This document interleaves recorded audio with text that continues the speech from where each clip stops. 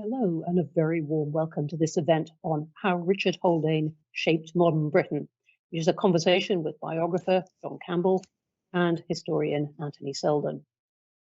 And the premise we're going to be talking about is that Richard Viscount Haldane, portrayed at length in this book, I hope you can see, I'll hold it up a bit higher, which John Campbell has written, that he was someone who has left an extraordinary legacy across modern Britain, across its government, its education, and many other things. And yet, in many ways, modern Britain has forgotten the many accomplishments of someone who's been called one of the preeminent philosopher-statesmen. It's something at the Institute, Haldane's name comes up more often than it might in many other offices and places of work around the country. But it's something we've been talking about very actively, and so I'm delighted to be having this discussion. I'm delighted to welcome John Campbell, who I should say for these purposes and with friends goes by the name of Campbell, and he co-founded Campbell Lutyens in 1988 and has more than 50 years of corporate finance experience, private equity experience, and experience in private infrastructure. Anthony Seldon will be very well known to many of you, a leading contemporary historian, educationalist, commentator, political author. Just a few housekeeping things before we kick off, which many of you will also be very familiar with. Please do start to send in questions right from the start. And it's great if you add your name and where you're writing from. It really helps us put your questions into context. We're going to be live tweeting from IFG events using the hashtag IFG Haldane Principle. Please do follow and tweet along. And we're going to have a video and sound recording of this on our website within 24 hours. So with that, a very warm welcome to Campbell and Anthony. And I'm going by Bronwyn in this for the purposes of this discussion as well. We're going to start with just a brief summary. Now, Campbell, if I could start with you, not at the vast and fascinating length of your book, but in a snapshot, if you ran into someone who didn't know anything about Richard Haldane, and there must be many such people you run into, what are the things that you think that person really should know? Well, first of all, thank you very much indeed for having me on this. I think that so much of what you stand for at the Institute for Government is spiritually Haldane. I think if you wanted it encapsulated, I would take them straight around to 28 Queen Anne's Gate. That's the only memorial to Haldane in the whole of the United Kingdom. And there's a simple blue plaque on number 28, and it says statesman, lawyer, philosopher. And that pretty well sums it up, with one extraordinary exception, and that is there's not a word about education, and perhaps the area of his activity that he absolutely hoped would be his memorial for all time was his work on the educational system of the UK, and particularly at the tertiary level. So I think statesman, lawyer, philosopher, and educationalist. Marvelously succinct. So let me just tease out a few more details. When you talk about the universities, which ones should we credit him with having played a founding role in? Well, where do you start? That his initial work was on the count. First, let me quickly sketch it. Born 1856, born in Edinburgh, comes to London at the age of 21, having studied at the University of Edinburgh and Göttingen to become a lawyer. He immediately becomes involved with education in London and showing interest in what the work of the University College. He's on the council of University College within 10 years. He gets to know the Webbs, works closely with the Webbs to found the London School of Economics. The Webbs considered him a joint. That's Sydney and Beatrice Webb. Sydney and Beatrice Webb. So that was his first tangible university that he helped to bring into existence. In 1898, he supports Balfour from across the floor. Of course, Haldane was liberal, Balfour conservative, to bring in the University of London Act that turned London into a teaching university rather than just an examining body. That he founds Imperial College based on the principle of the University of Charlottenburg in Berlin, which he adored. So he starts work with that in 1901, brings it to fruition in 1907. He then works with the reform of the whole of the London University system, with the Royal Commission, met for 72 days, if I remember correctly, of evidence and 70 odd days of deliberation between 1911 and 1913. Chairs the Royal Commission of the University of Wales of 1916 to 18 that brought into being the modern University of Wales with the three, Cardiff, Bangor and Aberystwyth. He, by then, of course, I missed out Ireland. He went over to Ireland in 1898 at the request of the Irish party in Parliament in order to see what should be done with their university system as a condition of their giving support to the change for London University. And he put in place the principle of having University College Dublin and Queen's University Belfast, which the Liberals then delivered in 1908 in his government on the plans he'd set up. So it just went on. Of course, all the red brick universities, 1902, he brings in the change of the Privy Council that leads to the creation of Liverpool, Manchester, Sheffield, Bristol. He becomes Chancellor of St Andrews, President of Birkbeck. You have one of your colleagues, President of Birkbeck. He is Chancellor of Bristol. It goes on and on and on. Then the Workers' Education Authority and the Adult Education Authority. Where does it stop? Yes, well, for the moment it stops there, but thank you for that panorama of what he did, which is, as you said, a pretty stunning transformation of particularly tertiary education in the UK. And Anthony, you're no stranger to creating things in education. What do you think we should think about what he did? Well, I think, Bronwyn, that, and I'm really pleased to be here with Campbell today because he is such an extraordinary person. He's so diverse in so many fields, military, including government and the shape of government, and across the Conservative and Liberal and Labour parties, and in schools, the Balfour Education Act, and everything in universities. Why on earth? I think, Bronwyn, that's where I'd begin. And I had a disagreement with Campbell on the title, and I'm going to hold up the book also there. And it does say this word there, the forgotten statesman. I said, no, drop the forgotten statesman, so that the subtitle becomes the statesman who shaped modern Britain. I said, you'll put people off. No one wants to read about somebody who's forgotten. They want to read about somebody who has had this astonishing impact. So I would like to know, Campbell, why, not why did you ignore my advice about inserting the word forgotten, but why has he been forgotten if at the same time you're telling us that he's also had this extraordinary impact? Campbell. Well, I stand by my opposition to your advice. I took your advice on many other things, but I think it's because I had endless conversations with people who are senior in government, senior in the law, senior in education, and I would not mention his name at the beginning of the conversation, but give them hints that would lead towards him. And invariably, people couldn't get the name. I think you're in a very special position, and Bronwyn, obviously with the Institute for Government, he is familiar with you, but you're a special class that have really got some knowledge about him. For a man who so underpins so many of the foundation stones of so much that we take for granted in Britain today, he just is not known. So I thought it would draw a little bit of attention to that. The bigger question as to why, given all that he did, is he so forgotten? I think it comes back, in my own view, to after the war. Here he is as the Secretary of State for War, his first government ministry. He takes that in December 1905. He holds that position until 1912. By then he's been moved up to the House of Lords to lead the Lords in the House of Lords and to help bring through the Parliament bill. That in the army, he had to take on the opposition of the conservative grandees to bring about, to make the army fit for purpose, which it palpably was not after the Boer War.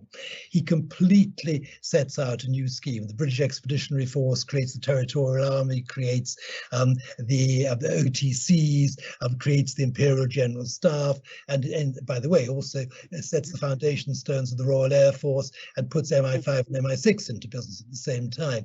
So he does all of those things. You'd thought after the war he'd be remembered for that. But in the beginning of the war, when it wasn't over very, very quickly, a lot of conservative stirring took place in the most vitriolic way, saying that was Haldane a German sympathizer? And that led at the formation of the coalition in May 1915 to Asquith infamously dropping Haldane from his government. By then Haldane was the Lord Chancellor, the cleverest man in government, is dropped at the moment of maximum national need to feed the prejudice of the conservative press. Now, I think that when the war was over, millions of people by then are dead. There were bigger issues to address than rescuing the reputation of Haldane. So people just got on, they looked forward, they didn't look back, and they did very little to bring him back into the centre. Obviously, he came back as Lord Chancellor in the first Labour government, as you said, Anthony, but there were other bigger issues. And one of the, you pick out 5 principles that should be attached to Haldane, if you like. And one of them is that there is no, that education is the best investment that any country could possibly make. Yeah. Anthony, sorry, did you want to come back on that? Well, let me just ask then very quickly. There's another theory about why he's been forgotten, which I'll just put in there. And it's a challenging question, Campbell, which is that biographers, we know, shed great light on the operation of the individual, but it is almost inevitable that they exaggerate and distort the impact of the subject about which they're writing. And how would you respond to the proposition that he has been forgotten because structural and other factors were responsible, moving towards the creation of all these universities, towards the army reforms, towards the creation of MI5 and MI6, and that he was his own importance as the agent can be exaggerated? Yeah. No, I really disagree with that. Clearly, everything he did was done with amazing teams of people. Nothing could be done. And he was the absolute central leader of teams in every single respect. I think the reason why he's largely forgotten is because he was such a team player. He never went around saying, it's the big me, it's the big I. He just quietly got on. They used to say he used the back stairs to get things done rather than going through the front door. He was there to enable, to make things happen. And that's what the measure of the achievement. It wasn't about trying to draw personal attention to him. He wasn't concerned about reputation in that sense. The only reputational thing that concerned him was the effect on his family if he didn't, if the reputation as a traitor wasn't overcome. And that was overcome when he wrote the book before the war, which was published in 1920, and that brought about a complete reappraisal of what he'd done and his visits to the Kaiser, which of course had to be kept secret. And he went, people knew he'd gone to see the Kaiser in 1912, but the government wouldn't formally acknowledge it. And you describe how the press was very much against him at many points, and really turned in a more appreciative direction only on his death. Yes. It was, of course, the conservative. It was the conservative press rather than the liberal press, led by Northcliffe, who was mad. It eventually did go mad. In the Times, he was vitriolically opposed to Haldane, and I'm afraid that the Conservatives were more the party of government than the Liberals. I'll give you a very good example. At the start of the Territorial Army, there were great debates going on as to whether there should be conscription or whether it should be on a voluntary basis. Lord Roberts, obviously very much involved as a great conscriptionist conscriptionists.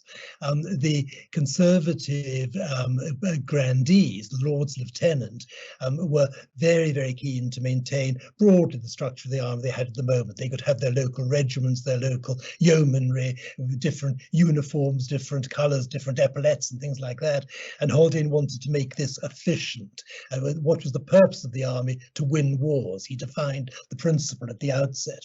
And so that, of course, ran into opposition from the Lords Lieutenant. So Haldane asks the king if he could get all the Lords Lieutenant to come to Buckingham Palace. The king addresses them, says, I want to see these reforms implemented, and you know what your duty is. If you don't feel you can support me, I resign. Not a single one resigned, and he got through the Territorial Army. I wonder if we could turn to the Machinery of Government Committee and its report that he brought out. This is in 1918. It's about the recovery from the war, and he was leading this report, which bears reading today. In fact, more often than you might think, cited at the Institute for Government, and raised the question of why things haven't changed in the kind of way that he was, why the problems he was identifying haven't all been fixed. But Anthony, I wonder if you could just take us into a bit the significance of that Machinery of Government report. Well, of course. So this was a time in British government where the state, before the 1900, before the arrival of the Campbell-Bannerman Liberal government in 1905, end of 1905, was very small. The great move in the 20th century of government into social policy and economic policy had yet to happen. The expansion of the military industrial state had yet to happen. And during the First World War, a moment of real tension came with the setting up of the Cabinet Office and a need to provide a much more rational organisation, a much more bureaucratic, Germanic indeed. And I wonder, Campbell, building on what Bronwyn is saying there, how much this Germanic influence behind him. I mean, he was a philosopher politician, as was his great friend Balfour, but he was a much more practical. I mean, Balfour was writing in praise of philosophical doubt, but that Germanic organizational sense behind him that we see also in universities seems to have been very strong about the organization and the need for precision in the organization of the military and of government. Anything in that? Well, and as always, you put your finger on it. That again, just to back up, Haldane goes, as I've said, to university in Edinburgh. But at the end of his second year, he takes a term out and he goes to Göttingen. And at Göttingen, he falls under the influence of Professor Lertz. And this is when his interest in philosophy really takes off. And from that moment onwards, Haldane's driving passion was philosophy. And he became so much an idealist philosopher. Don't forget that he was actually offered the chair of moral philosophy at St Andrews in 1904, having delivered the Gifford Lectures. It was 13 lectures over 2 seasons, some 800 or so, 700 or 800 pages, a most extraordinary the series of discussions. But he was deeply influenced by German thinking. He loved Hegel. He saw Hegel and his philosophy running through everything, but Haldane had his own interpretation of Hegel. He loved German literature, Goethe. He supported Hume Brown. Every year for about 15 years, he'd go to Germany with Professor Hume Brown to walk in the footsteps of Goethe and sit on mountaintops at midnight where Goethe had sat, and they together wrote the life of Goethe. Then Hume Brown wrote it and Haldane finished it after Hume Brown's death. So Germany was incredibly important to Haldane, and so as soon as he becomes Secretary of State for War, he accepts the invitation of the Kaiser to go over to Germany for the Kaiser's parade of the Guards, and that gives him the opportunity to go and study the structure of the German War Office, and he sees the value of having a general staff and how you can split administration from the more practical side of warfare. And so it's a constant drumbeat throughout Haldane. What did he learn from Germany? And of course, the education system with Charlottenburg, with the extraordinary systems of training, of technical training, of extension schools. There was the work of education. A lot of this is German. And Haldane would constantly, in his lectures and his talks, calling on the spirit of Germany to see that we must, in business, we must move forward, be much more scientific. And so, of course, he sets himself up, for the moment when war is declared and people are opposed to him preaching about the merits of Germany, and so that's understandable. Well, thanks for that, Anthony. Some of the things that that he was proposing in this report are very different from what was there then, even from the kind of government we have now. I mean, for example, argued that cabinet should be 12 people at most, which has not endured as a principle, and or even existed as a principle. That he didn't manage to get that one through, and went into quite a debate about whether ministers should be without portfolio, that is, not constrained by departments. What do you think the vision that he set out in that report would have done to British government? Campbell, what do you think? Because it was such a radically different model, rather than cabinet essentially being made up of policy of the heads of the different departments that make up government, to have a more free-wheeling, non-departmental and a much tighter group, as happened during the Second World War and has happened with prime ministers' inner cabinets, which are not heavy laden with departmental heads. What do you think might have happened, Campbell, and why was it that the coming of peace that is the answer to Bronman's question about why it didn't come into being? Well, this was the report onto the machinery of government published in 1918. He spent about a year with his committee inquiring into what the structure of government might most effectively be after the war. As we'd seen during the war, to have a war cabinet of, I think, 5 people had got the issues really focused. You couldn't operate with 26 people or so debating with the speed of movement that was required. So he believed that it was just one of his many recommendations was that the structure of the cabinet, as you say, Bronman, should be limited to ideally around 12 people. And he said, how could that be done? It would be done by function rather than beneficiaries. So instead of having ministers for the unemployed or for children or whatever it might be, you set the main functions down: health, education, finance, research and intelligence was the one critical department you wanted to set up, foreign affairs, and bring defense together. Instead of having an army, an admiralty, and eventually obviously a Royal Air Force, which he helped set up, get all of that into defense, employment, production, transport. So there was a discipline behind it. Now, to give practical effect to that in the context of obviously reporting to Parliament is rather difficult, because if you've only got 12 or so people in the cabinet, yet you've got many subsections of ministries that you would need. You'd have had to work out a way in which those ministers were really taking responsibility, but under an overall aegis of a cabinet focused on the major issues.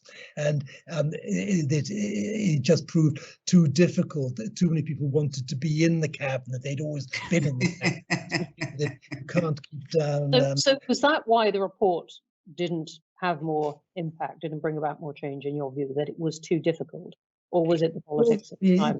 Too revolutionary. I'm a businessman. I wouldn't think of having 24 people around my boardroom table debating everything. You operate with executive committees. That's what one needs. And that's what Haldane was proposing, that the cabinet should be the supreme executive committee, and then it should be delegated. Don't forget that we come back onto the philosophical point that what was the driver through every everything that Haldane did.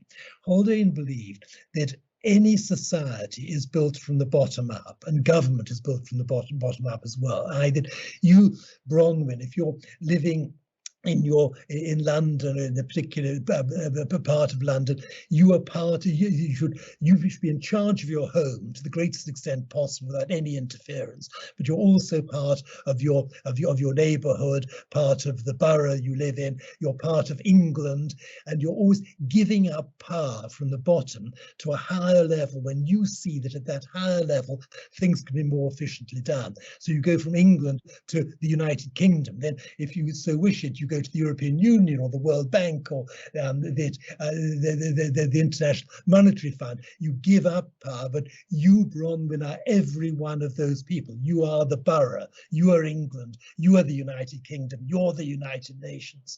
And it's terribly important. So when he looked at government, this is built from the bottom up, but at the same time, you could get a level of representation that could aggregate better what is going on below. And that was what the cabinet concept was. But he just thought there were too many people, and with 24, 25, 26 people to make that effective. And one should address that, and he tried to address it, but it was impractical. Obviously, he wasn't in office until the Labour government came in, and they couldn't possibly put that through in 1920. I'm going to come on to the politics in a second, but that's an important point. Anthony, what do you think? Dominic Cummings made a recent pitch that the cabinet should not be as big as it is.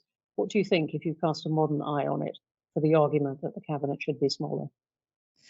Well, in effect, the cabinet is smaller because cabinet government only operates when the prime minister is weak and needs to draw on the political strengths of the big beasts in cabinet. Prime ministers, almost all of them, would much sooner operate with an inner cabinet or a kitchen cabinet or a chumocracy, Blair, Brown, Cameron, May, Johnson, of trusted advisors. I think, as always, there's much that is brilliant in what Dominic Cummings says, but there's even more that's impractical about it, because it ignores the political realities.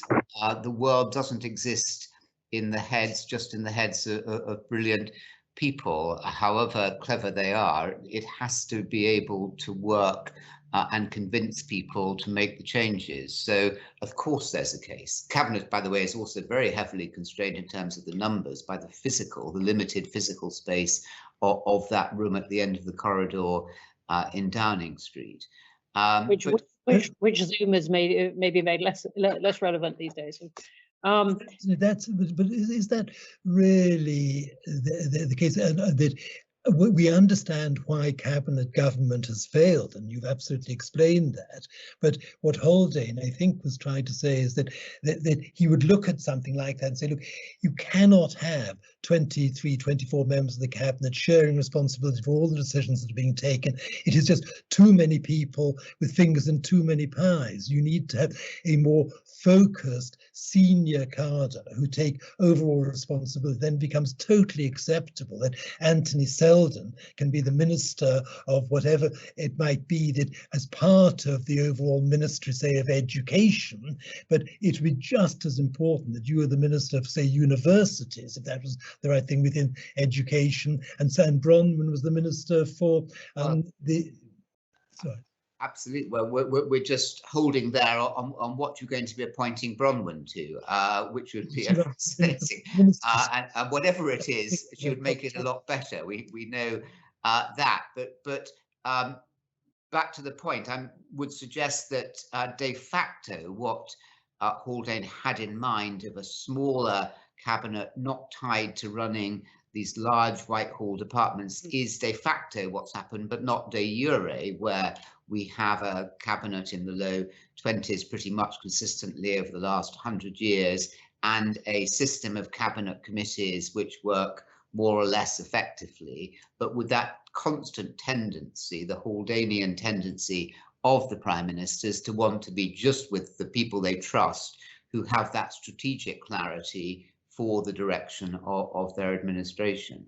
Yes, but Haldane's time that it was those people that he trusted were other cabinet members. The special advisor class didn't exist in those times, so that he'd be reinventing that and bring people in at ministerial level that you could actually work with and trust, advised of course by, as he said, the Department of Intelligence and Research. So you'd have this central research department where all these bright ideas are developed and then disseminated from there.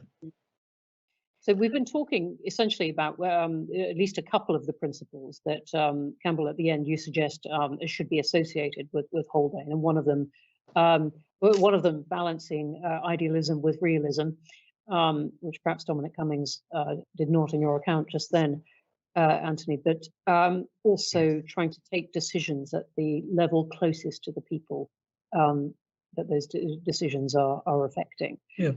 What about if there's one principle, this is kind of IFG quiz night, but if there's one principle that that Haldane is associated with, it's the idea of pursuing research, academic, scientific research, separate from questions of what government might use it for. And I wondered if you could both explore that a bit, because that comes up in a very live way these days about whether research and government funding of research, thinking of coronavirus and so on, but should be influenced by government's objectives or should be carried out in some more separate, if you like, purer way. Either of you. And did you want to get first? Campbell. Where would I start? Again, it's back on to your point, Anthony, but anyway, was Haldane overstating his importance? Am I overstating his importance? I don't believe for a second I really am. To show enthusiasm, to try to get to the underlying truth, even if it sounds exaggerated, it's better to be truthful than to try to hold back. When it comes to research and development, what's terribly interesting is the University Grants Committee, formed in 1904. Who formed it? Austen Chamberlain. He was Chancellor of the Exchequer in 1904. Who does he get to chair the committee, the University Grants Committee? He turns to Haldane. Haldane's 47, 48 years old then. He's a lawyer, very, very clever lawyer, very interested in education, but he's a liberal. But Austen Chamberlain brings in a liberal to chair the University Grants Committee and to work out how the limited amount of money the government has got to support research in the universities should be allocated between the universities. And so it goes on from there. That starts his interest with the University Grants Committee. When he becomes the Lord Chancellor, working closely with the Lord President of the Council as a member of the Privy Council in 1915, the very first thing that happens after he's out of office is that they set up the Department for Scientific and Industrial Research within the Privy Council. I was just looking before I came north. Yesterday, I'm after Scotland at the moment, taking advantage of the reduction of lockdown. And I'm actually in Haldane's constituency in Haddington, as I sit here looking out of my window at the hotel across the Firth of Forth, where Churchill, you would know this, Anthony, Churchill, remember when Haldane wanted to take the Admiralty and put a general staff into the Admiralty. Asquith had taken Archerfield, about 2 miles down the coast from Grey Walls. I'm sitting at the moment, and he asked Haldane to come over to talk over the structure of the Admiralty. He arrives there, and the door is opened not by Asquith or one of the staff, it's opened by Churchill, and Haldane immediately knew the game was up and that Churchill would get the Admiralty rather than him get the Admiralty. So it was really on his historic turf.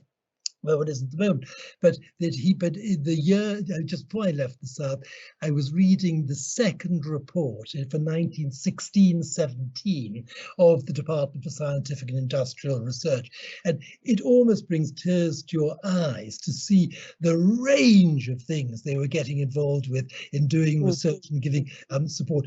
Aniline dyes, obviously munitions, all kinds of arcane areas of activity. You need to have central thinking. Thinking was always what Haldane believed in, and support that by great technical research. That was the way that he did things. Excuse me. Sorry. Anthony, I want to come to you on this. That also that I mean the period that Campbell was just talking about was obviously the part of the First World War. I mean, a period famous for the intellectual and technical innovation that went on there under all the pressures of war. Do you think, when government obviously led an awful lot of that, and the military and scientific inventions that came out of the First World War, very well known, this staggering rate of achievement in just those 4 years.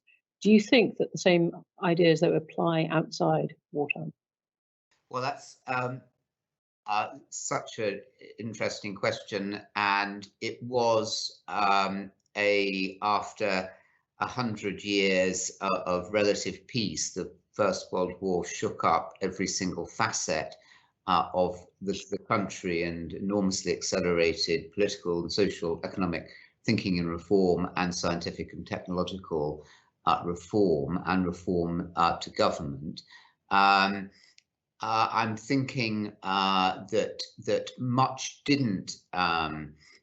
It might have been better had the reform carried on more into peacetime. There was an enormous battle with the Treasury and the Foreign Office wanting to strangle this unwanted infant of the Cabinet Office at birth, but it was the Cabinet Office that was providing much more rationality. The relationship between Haldane and the first Cabinet Secretary, Maurice Hankey, is enormously interesting, and progressively the Foreign Office and the Treasury throughout the 20s and 30s marginalised the Cabinet Office until the Second World War, where it came back in and was again thinking about, and had the capacity to think about, machinery of government. And again, it was Germanic thinking, not least through Churchill's scientific advisor Lindemann, later Lord Chancellor, who was talking a lot about German education ideas, the Hochschule, wanting to bring in German technical education, wanting to bring in much more rational structures into government and into education. Again, after the Second World War, so much of that originality of thought dissipated. But I just wonder if you've got time before questions. We're going to come on to questions soon, but let's. Sorry, go on. No. Come back to you. No. I'm saying, all I'm saying is we're going to come to the questions soon. I just wondered, Bronwyn, before we do that, will we have time, perhaps not, just to explore a little bit about the inner Haldane, and so I know it interests you also, and what was motivating him, and what happened to his own love life. He was loved by his officials and by many people, but was there an inner emptiness there? Close friend of Balfour, also a bachelor and a philosopher. What happened to him? Was he asexual? Did it not matter to him? Was he often lonely? Well, I say, I found this a very warm book. There's all these great achievements, and Campbell, narrates them, and there's a fascinating detail on that. But it is fascinating on these personal relationships. I can't hold up the photographs now because it's not going to work on the screen, but the photographs are terrific. And these accounts, which Campbell's just about to give us, of his personal relationships, it's very moving. I mean, being loved by officials is a rare thing, by all your officials. It's very rare. It's a rare thing, but it's not what most people would call a love life. If you go through the letters that came into his sister Elizabeth, who in her own right was the most brilliant woman, a great public servant, one of the initial beneficiaries of the Companion of Honor. In 1917, they gave it to 18 people initially, limited to 60 in total. 4 women were part of that initial 17. She was one of them. When people wrote to her after Haldane's death in 1928, it is just so tear-jerkingly sad, and you get the heads of the ministries through to the doorman at the ministries writing letters saying how much they love this man. No, he had an enormous empathy. Is it easier to do what you're doing if you're celibate?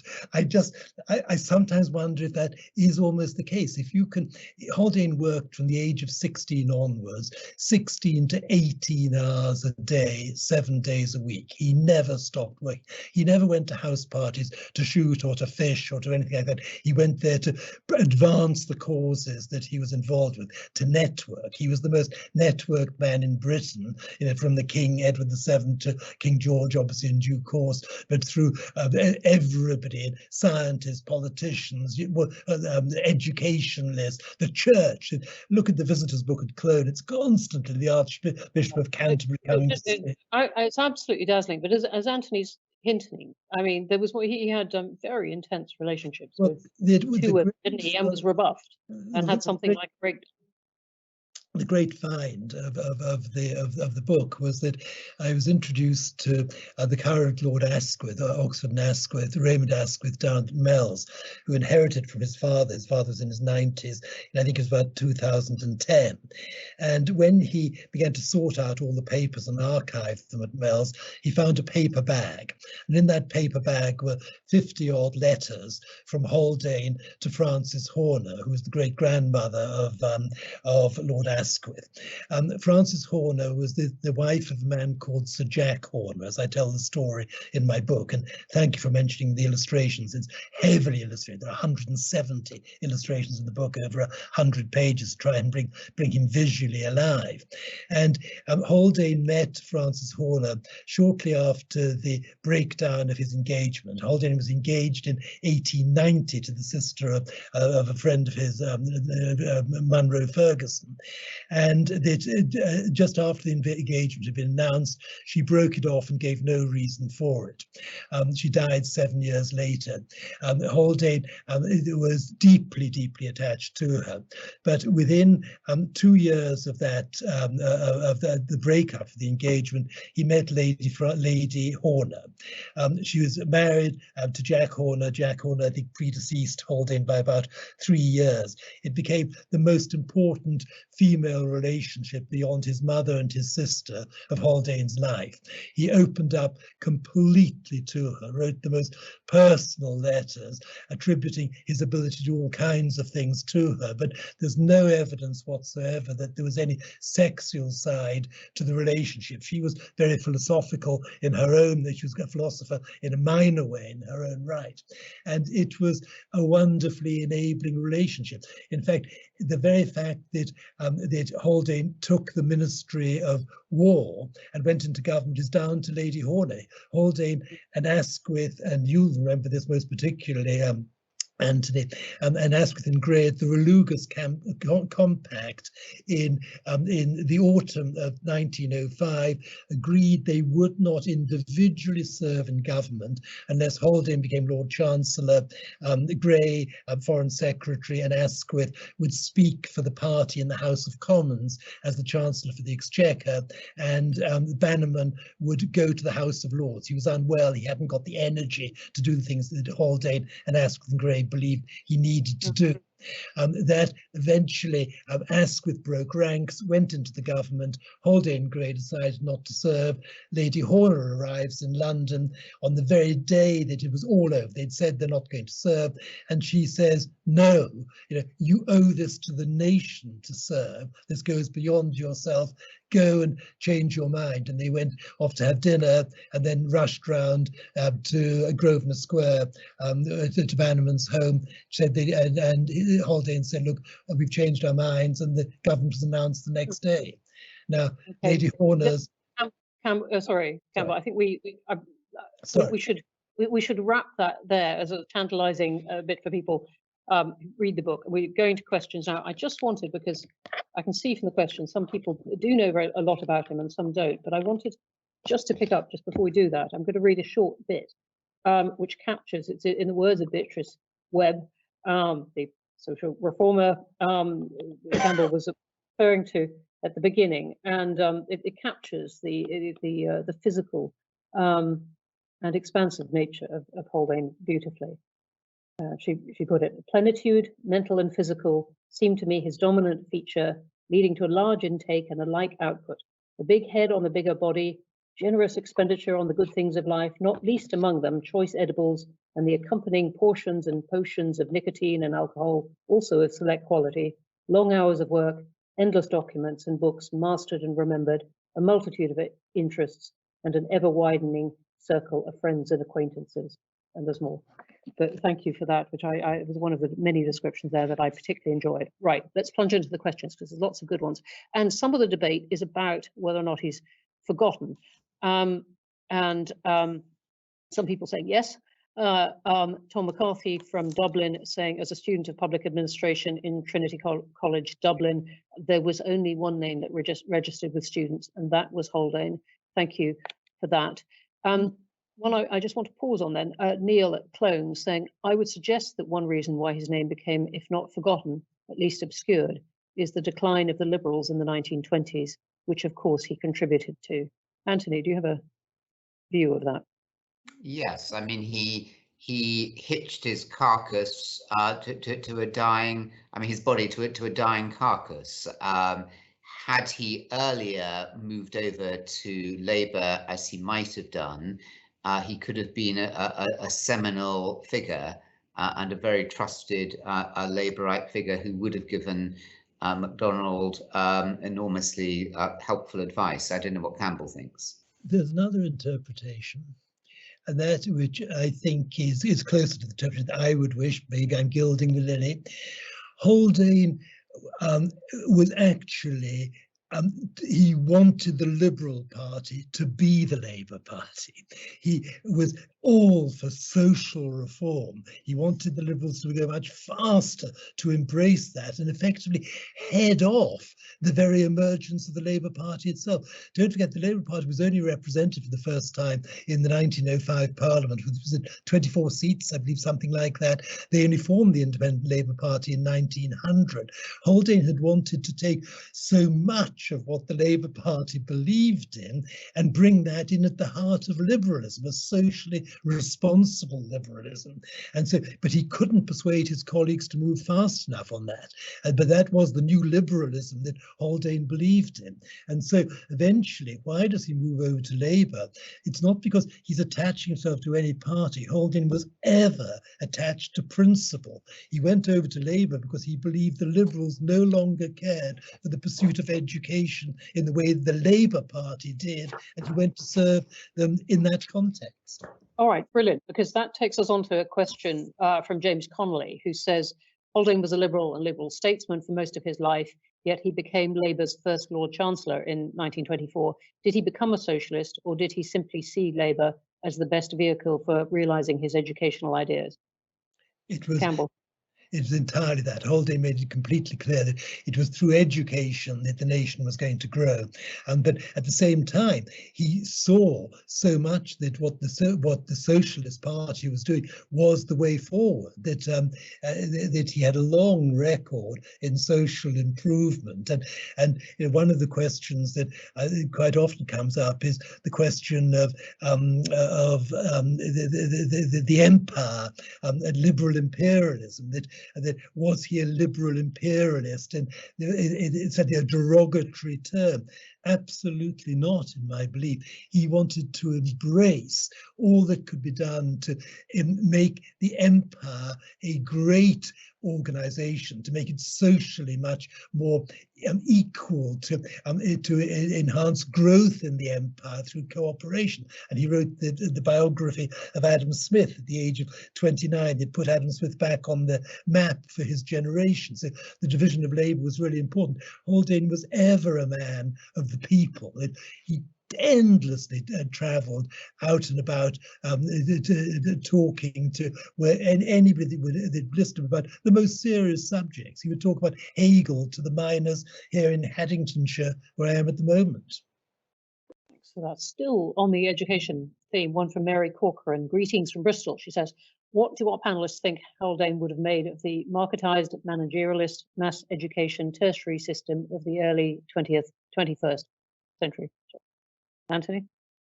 I think he would have disapproved of the state becoming overly involved in government and in the direction of research, and universities absolutely need to have that autonomy. Coming back to an earlier question, research is greater than the objectives of any one government, or indeed of any one nation in the pursuit of truth. And I think he would have wanted, or maybe he should have wanted also, that essential autonomy and freedom of inquiry and freedom of organisation for universities to hold true.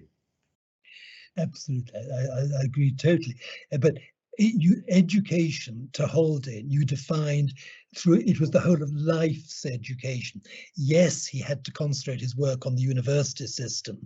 In fact, he wrote a most brilliant paper in 1913 on the whole education system, how it stopped something like over 80% of all children left school at the age of 12 in 1913. It was appalling. Haldane, don't forget, was brought up in Scotland, where many, many more as a percentage of the people went to the Scottish universities, the 4 great universities in Scotland, much more over university than England. So I think that if he was to come back today, more than anything, he'd probably weep. And I speak from Scotland as I say this, at the state of education in Scotland today, with the schools of curriculum for excellence and everything like that. You know, where has that led Scotland? That's you've just published at the Institute of the Government, but you rather pulled your punches on it, if I may say so. But I think the direction of travel of giving hope that somehow that this can be turned, and it's a very, very negative things we've seen over the last 10 years in Scotland education. And don't forget, Haldane was rector of Edinburgh as well as Chancellor of St Andrews.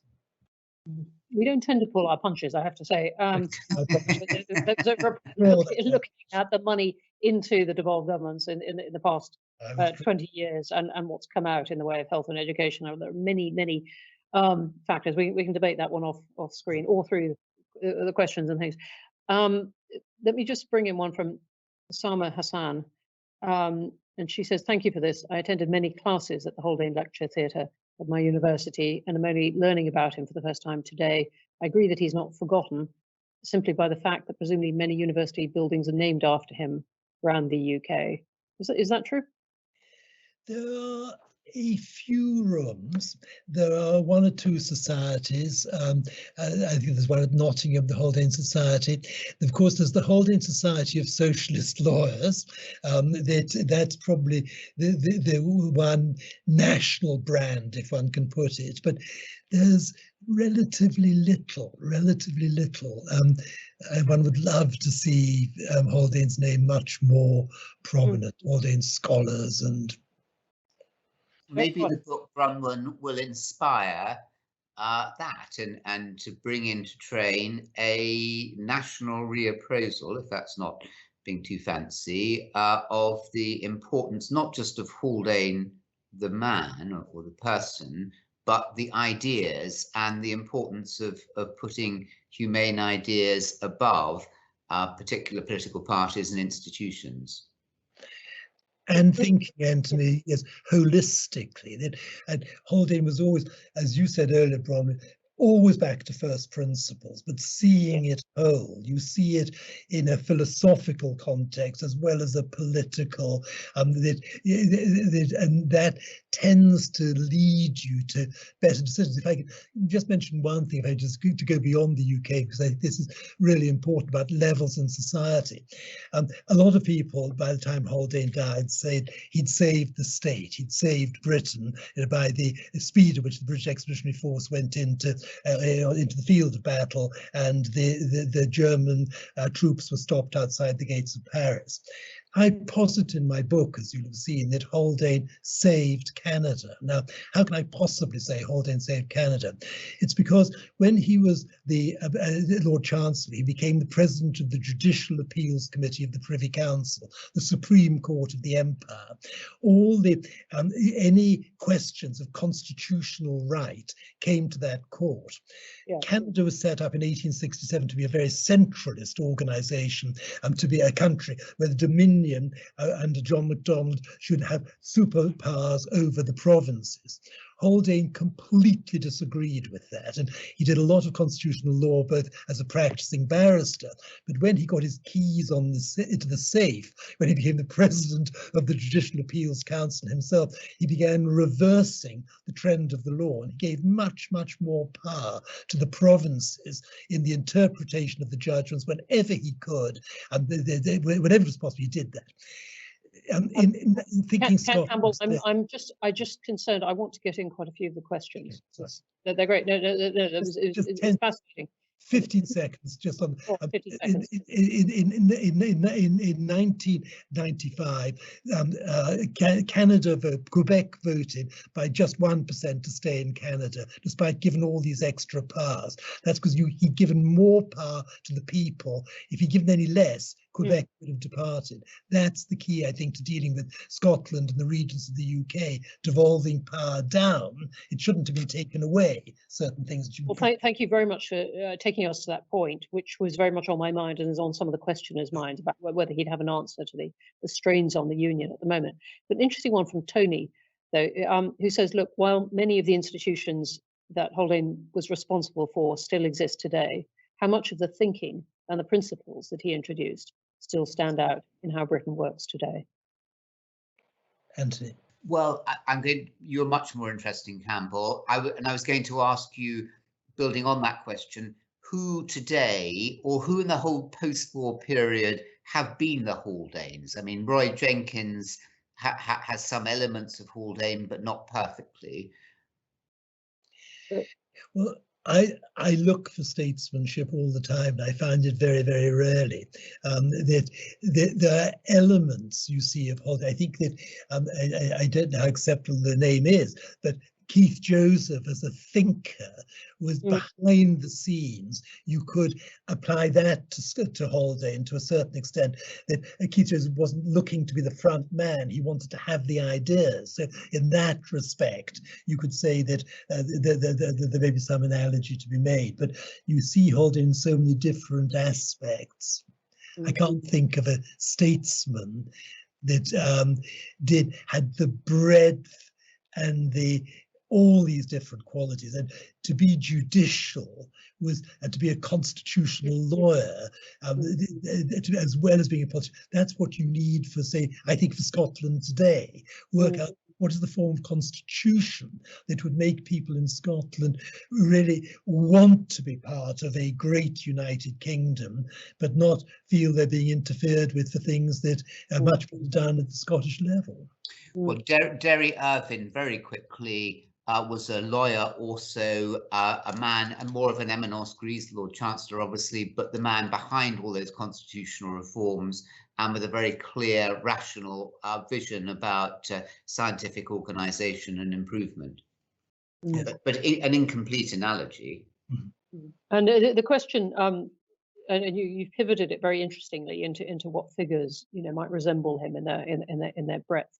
The question was also about what ideas persist of Haldane's, and perhaps that's best answered by the principles that we have been talking about realism and idealism, about the use of evidence, about making decisions, as you're arguing, Campbell, in a way that represents people at their level.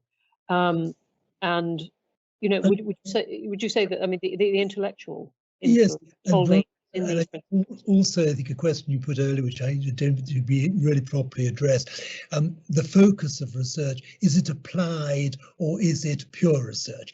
There's a thing called the Haldane principle, which was never something expounded by Haldane, but it was this myth that has come somehow attached to him, even though he didn't set it out. Yes. First put the name on the Haldane principle, and the Haldane principle purports to be that it should be the pursuit of pure science rather than applied science, which is the important thing.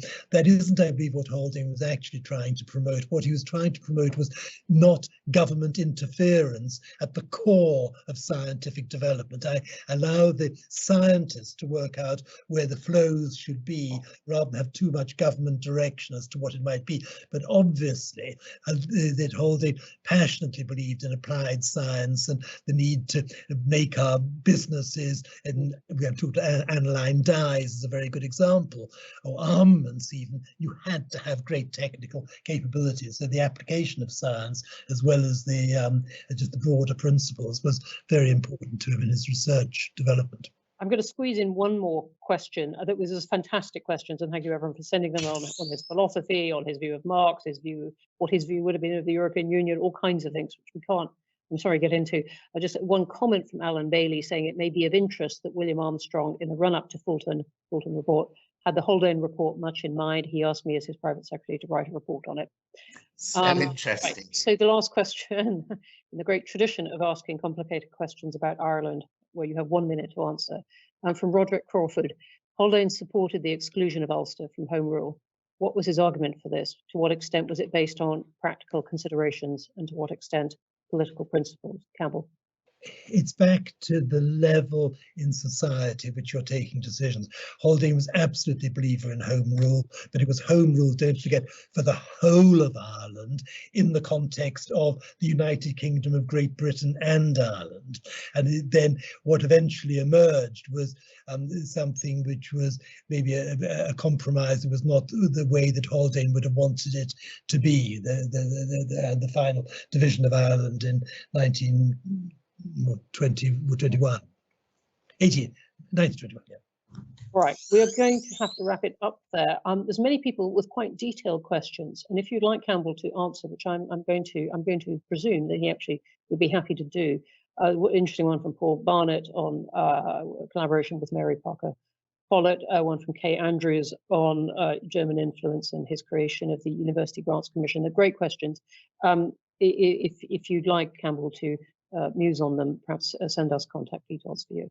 But with that, I'm going to have to thank Campbell, Anthony, and all of you for sending great questions. And thank you very much indeed for joining us.